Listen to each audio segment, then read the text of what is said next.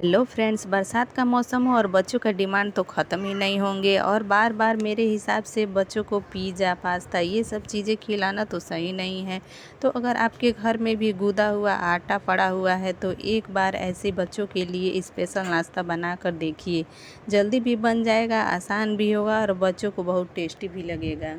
तो फ्रेंड्स, जब भी हम रोटी बनाते हैं तो कभी ना कभी हमारा आटा बचता ही रहता है। तो आज हमारे यहाँ भी आटा बचा था, तो इसी बचे हुए आटे से आज हम बनाएंगे पास्ता। जी हाँ फ्रेंड्स, आटा पास्ता। तो गूथा हुआ आटा जो वह कुछ देर रख दिया जाए तो वह आटा सॉफ्ट यानी कि लचीला हो जाता है। तो इस गूथे हुए आटे में हम थोड़ा थोड़ा सूखा आटा मिलाकर इसे टाइट कर लेंगे। टाइट इसलिए करेंगे क्योंकि यह सॉफ्ट या लचीला आटा रहेगा तो इसका शेप नहीं बन पाएगा। आटा मिलाने के बाद अब यह टाइट हो गया है। अब हम आटे को आधा आधा कर देंगे और फिर उसको लंबा टेक्सचर देंगे। हाथों से प्रेस करते करते लंबा कर देंगे। अब इस आटे को हम कट कर लेंगे। छोटे छोटे लोई में इसका अच्छी तरह से हम काट लेंगे। तो छोटे छोटे लोई बनने के बाद से एक फॉग स्पून लेंगे और इस आटे को फॉग के ऊपर रख देंगे।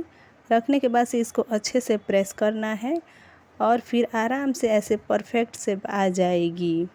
अब आप फिर से देखिए, फॉग के ऊपर आटे के लोई को रखेंगे। रखने के बाद से उस पर प्रेस करना है और फिर से बनकर हमारा तैयार हो जाएगा।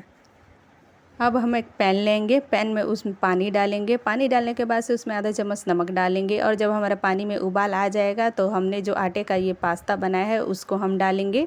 डाल के उसको 20-25 मिनट तक हम अच्छी तरह से पकाएंगे। तब तक हम कटिंग चॉपिंग कर लेते हैं। तो सबसे पहले मैंने लिया है हरी मिर्च। हरी मिर्च को अच्छी तरह से मैंने बारीक काट लिया है। हरी मिर्च काटने के बाद से मैंने लिया है एक प्याज। प्याज को भी अच्छी तरह से काट लेंगे, चॉप्ड कर लेंगे उसको बारीक पतला पतला। देन उसके बाद से हम टमाटर लेंगे। टमाटर को भी मैंने एक लिया है। एक टमाटर को अच्छी तरह से मैंने काट लिया है, चॉप्ड कर लिया है। हमारा कटिंग हो चुका है। अब हम पास्ते की तरफ चलते हैं। तो पास्ता भी हमारा लगभग रेडी हो चुका है, पक चुका है। अब हम इसको निकाल लेंगे। निकालने के बाद से उसको हम ठंडे पानी से धो लेंगे। धोने के बाद से हम एक पैन लेंगे। पैन में हम तेल डालेंगे और उसमें चॉप्ड लहसुन डालेंगे। लहसुन डालने के बाद से उसमें प्याज डालेंगे। प्याज डाल के उसको अच्छी तरह से हम भूनेंगे। अब ये हमारा प्याज भुना चुका है। उसमें हम डालेंगे हरी मिर्च जो हमने काटा हुआ था।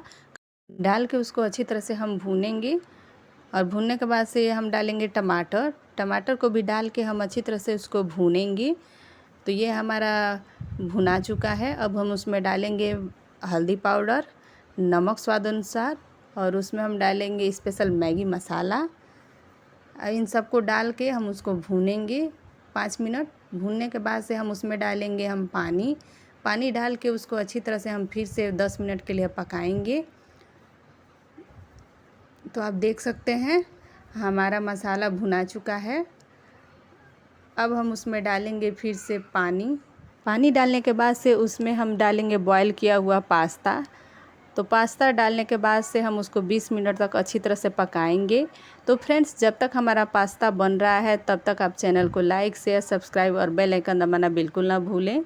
तो ये देखिए हमारा पास्ता देखने में कितना टेस्टी और यम्मी दिख रहा है। फ्रेंड्स, आप एक बात याद रखिए, जब आटे का पास्ता बनाकर आप उसको बॉईल करने जाएं तो आप ठंडे पानी में ही मत डालिएगा पास्ते को।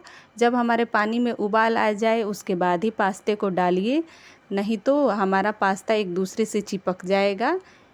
इसलिए जब पानी में एक उबाल आ जाए उसके बाद ही आप पास्ते को डालिए।